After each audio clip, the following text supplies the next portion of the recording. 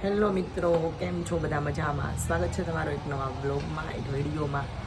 તો આજ તો આપણે ભૂંગળા બટેકાની રેસીપી બનાવવાની છે. ચેવડો બનાવવાનો છે, એટલે ચેવડાની સાથે ભૂંગળા પણ તળી લઈ અને એ રેસીપી જે છે એ રસાવાળા ભૂંગળા બટેટા બનાવવાના છે. તો ચાલો બતાવું કે રેસીપી કેવી છે અને કઈ રીતે બને છે. અને આ જે રસાવાળા ભૂંગળા બટેટા જે છે ને, એ સાદા ભૂંગળા બટેટા બનાવીને એના કરતાં વધારે ટેસ્ટી લાગે છે, કારણ કે આમલી ખજૂરની ચટણી આવે છે, સિંગદાણા આવે છે, એટલે વધારે ટેસ્ટમાં સારા લાગે છે, ખાવાની મજા આવે છે. એટલે જે લોકોને રેસીપી જે લોકો માટે નવી છે એન્ડ સુધી જોજો, થોડુંક તમને અલગ કંઈ પણ મળી જશે. અને પછી એકવાર બનાવીને ટ્રાય કરજો કેવી લાગે છે, એ મને કમેન્ટ બોક્સમાં કમેન્ટ કરીને જરૂરથી જણાવજો. તો ચાલો આપણે બનાવીએ રેસીપી. સૌપ્રથમ તો આપણે અહીંયા સિંગદાણા શેકી લેવાના છે. એટલે સિંગદાણા શેકી અને ઠંડા પડી જાય પછી ફોતરા સારી રીતે ઉતરી શકે. ત્યારબાદ ચટણી બનાવવા માટે આપણે એક ખજૂર લેવાનું છે અને એક બે આંબલીની પેસી નાખવાની છે અને એને બાફી લેવાનું છે. ત્યારબાદ બટેટા, નાના નાના જે બટેટા છે એને 4 થી 5 સીટી મીઠું નાખી અને 4 સીટી પાડવા દેવાની છે. ખજૂર આપણો રેડી થઈ ગયો છે, ખજૂર આંબલી બફાઈને. એમાં ગોળ નાખી દેવાનું છે. મરચું, મીઠું, જીરું, હિંગ એડ કરી દેવાનું છે.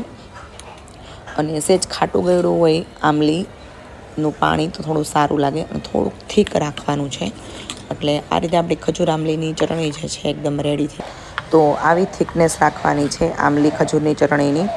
ત્યારબાદ સિંગદાણા આપણા શેકાઈ ગયા છે અને ઠંડા પડી ગયા છે, એટલે એના ફોતરા વ્યવસ્થિત સરસ રીતે ઉતરી જશે.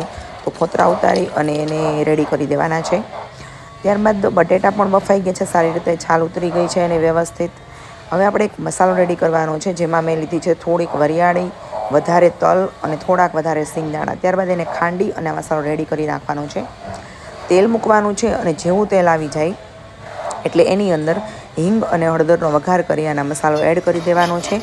એમાંથી થોડું તેલ છૂટે ત્યાં સુધી આપણે વેઇટ કરવાની છે. ત્યારબાદ એની અંદર આપણે જીરું, મરચું એડ કરવાનું છે અને ખજૂર આંબલીની ચટણી છે થોડીક એડ કરવાની છે, કારણ કે આપણો કોન્સેપ્ટ જે છે એ છે રસાવાળા ભૂંગળા બટેટા. એટલે આની મદદથી જ આપણે રસો કરવાનો છે. તો એવું લાગે કે હવે તેલનું પ્રમાણ છૂટે છે, એટલે મરચું, મીઠું ને જીરું જે મસાલા જોઈએ એ પ્રમાણે એડ કરી દેવાના છે.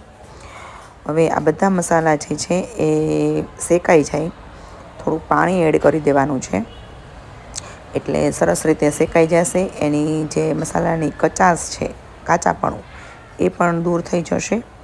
અને આ જે મસાલો છે એમાં તમે કાશ્મીરી મરચું પણ એડ કરી શકો છો, કલર માટે, તીખાસ માટે નહીં, કારણ કે કલર વધારે સારો હોય ને તો એ વધારે સારું લાગે.